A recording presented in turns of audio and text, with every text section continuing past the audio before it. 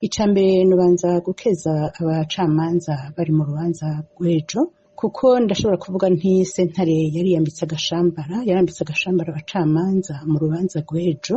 Baramwambitse izera kuko babona ko amategeko amukingira, baramwambitse izera kubera babona yuko yarizize gutabariza abana akabi kabishe kabashikira imisi yose mu mashure. Aho rero nico kintu ca mbere twokeza abacamanza.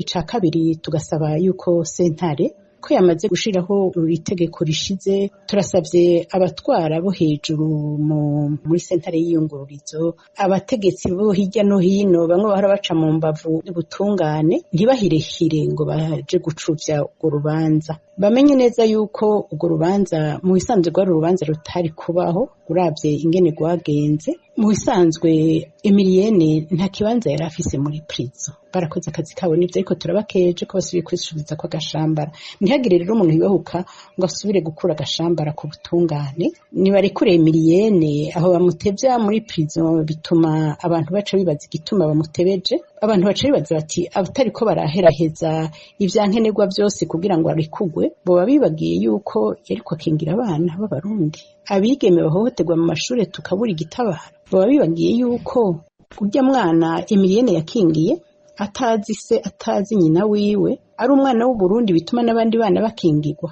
abazwi n'abatazwi. Arazi yuko mu gufungisha Emilienne sentare yerekanye yuko ishigikiye amabi Emilienne yahakanye, kandi n'ubu ayo mabi akiriko araba hirya no hino uravye mu mashure. Turasavye rero Emilienne arekugwe, urupapuro mu gusohora prison ya Gitega rusinywe, hanyuma yidegemvye. Hanyuma ubushikiranganji bw'ubutungane bukuri bikurikira, ubushikiranganji bw'indero bukora ibikurikira, ntirikabe ntihagire umuntu atabariza abana canke atabariza uwo ari we wese ariko arahohoterwa yosubira gufatwa ngo afungwe nka kurya kwa Emilienne.